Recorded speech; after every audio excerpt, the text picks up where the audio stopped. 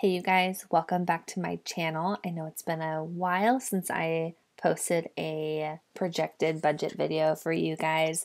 We've had a few things change in our finances since our last video, and I'm going to be going over what some of those changes are. We stopped using the EveryDollar budgeting app, and I did create a video on why the EveryDollar app and budgeting system just wasn't really working for our family. So we've gone back to using just an Excel spreadsheet.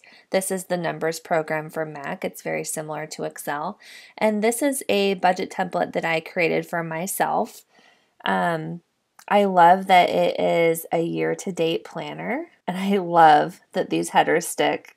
When I discovered that, it was just like a game changer. I was just so excited. I don't know why. But what I love is we can see what we projected for the entire year and what our actual numbers were for the entire year. And I feel like this is really valuable, especially when you have different streams of income like I do. And then my husband's pay fluctuates throughout the year because he's currently an electrical apprentice, and he rotates being in school and working every 3 months. So one quarter he will be in school 1 day a week and working 4 days a week. And then the rest of the time he is just working 5 days a week, hopefully to get in his 40 hours. So his income fluctuates. While I'm using this, I may change having paychecks 1, 2, 3, and 4. We'll see how it goes throughout the year if I just want that all lumped into one sum. But it definitely helps on the months to see where we have 5 paychecks coming in and where we just have 4. So I'm going to go ahead and blow this up. Oh, before I forget, this budget template I did create, and I have an Etsy shop where you can purchase it as a download. So I will link to my Etsy shop down below in the description box, so you can check out this budget template and a few of the other ones that I have on hand for you to download. Let's go ahead and blow this up so we can get a better look at this. Let's do 125 for you. So January, my husband receives 4 paychecks, and he is currently a second-year electrical apprentice. He is not in school right now.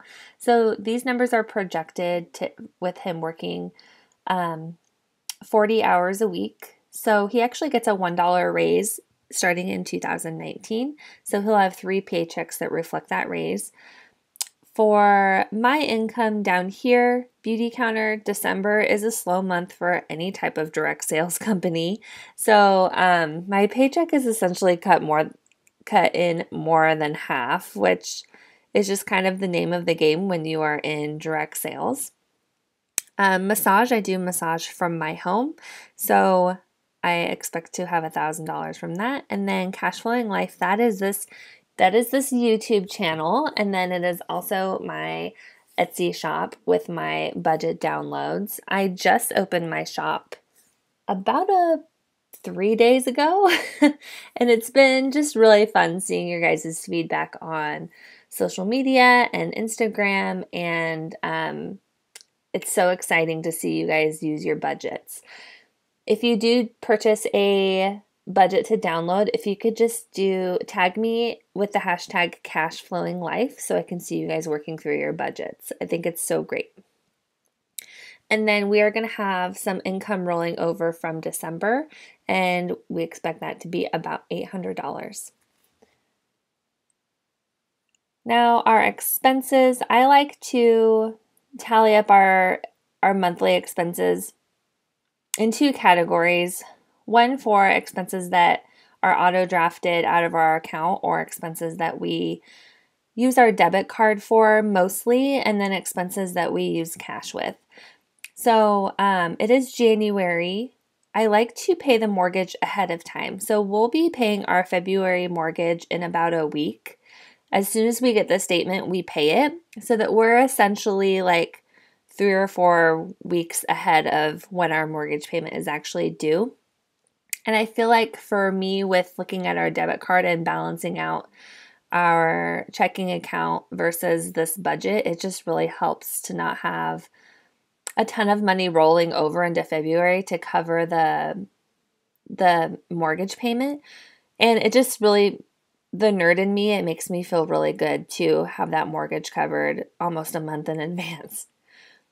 We are on baby step 6 right now.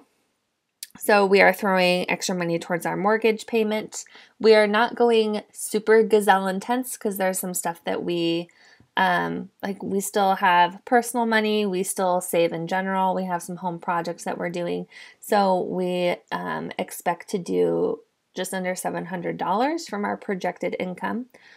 PGE, our house is fully electric. We don't have natural gas. So PGE is our entire bill to keep our lights and water heated.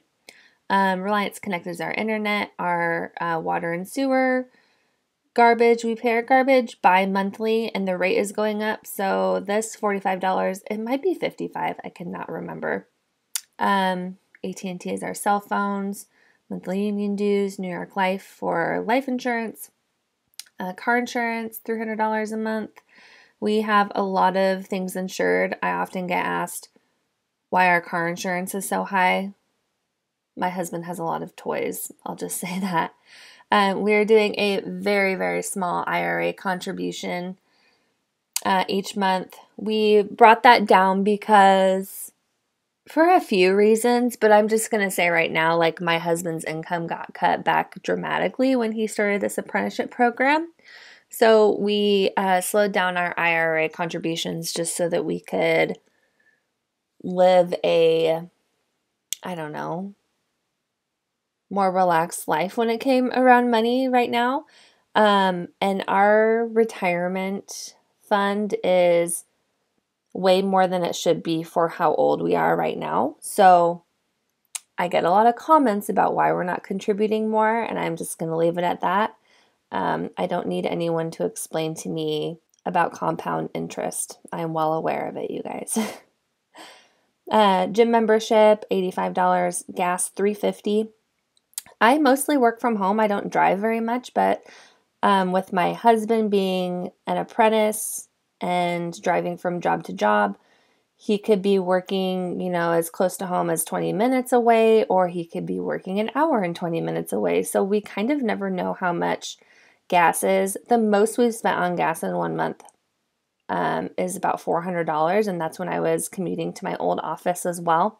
So I'd say usually last month our gas was like $280. So this is just like a buffer in case he gets put at a job that's super far. We do have a fireplace that takes propane, so we do fill that up this time of year. So that's just to cover our fireplace. And then a zero-based budget will also include money that you're rolling over into the next month. So we plan to roll over $300 into February. Sometimes it's a little bit more than that, but my husband gets paid on the 1st, so we will have more than enough to cover that for the beginning of the month bills. Expenses that we use cash envelopes for. Groceries, we do $500. We often go over in grocery because I'm going to blame it on my husband. He sees groceries as when my husband wants something to eat in particular, he will just go and get it. And it is often related to snacks and beer, which I hope I don't make him sound like an alcoholic because he's not.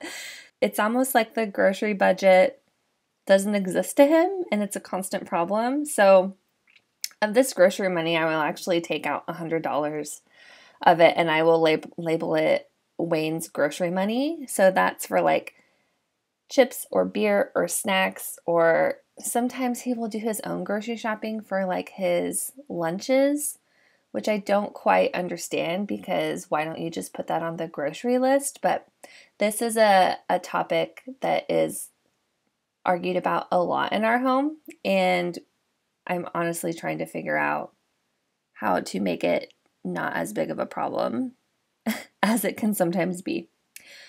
Personal money, we are doing $150 a month for that. The animals, the dog will need food in January. I'm not sure about the cat, so that may not quite be the full $80 that we'll need. Car maintenance, I'm just doing $40 in the cash envelope for whenever something like that comes up. And that's honestly just for things that are small, like oil changes or windshield wipers or any small things that come up. That's not to cover like if we need new tires or a major repair. Things like that will come out of our savings account.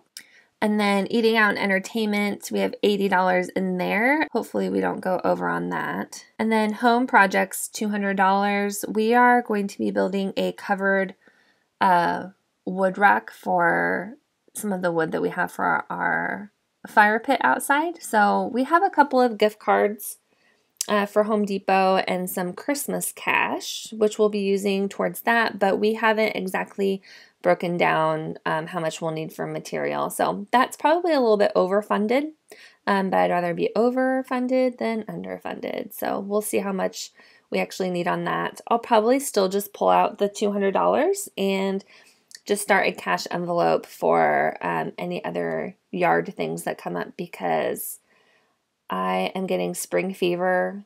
I love going to the garden center in the springtime, and I have a little bit of an obsession and maybe a problem with buying plants. So that is my weakness. And then sinking funds. We don't do a lot with sinking funds. We really will just throw whatever money we have into our savings account. So we have a 6-month emergency fund, and then we have money above that, which we hardly ever have to pull out because usually if something comes up, we can cash flow it within our monthly budget. And, you know, I'm going to need new tires pretty soon, maybe in like 3 or 4 months. So we'll actually just budget that within our monthly income. So maybe we'll put less towards the mortgage that month or something like that. Whatever we have as excess, we use towards funding things like that we need to be replaced. But we are saving in general. Right now we have a few home projects that we want to do in 2019. And the big one is we want to build a deck on our back patio that will cover our concrete slab and then also be extended across the entire length of our house that will cover over a sloped area that we really can't do anything with. So we don't have any quotes for that yet, but we are just saving in general, and we are also prepared to do the work ourselves if the quote is astronomical and out of our budget. So this is our budget for January. I will keep you guys up to date with what the actuals are in a video later towards the month. I'm curious to know if you would like to see a mid-month report for monthly budgets, just to see like what our actual numbers are and to see the progress that gets made maybe by like the 15th. So if that's something that you're interested in seeing, if you just love watching budgeting videos, leave a comment down below and let me know if that's something that you would be wanting to see, a mid-month budget update. So thank you guys so much for joining me, and I will catch you next time. Bye.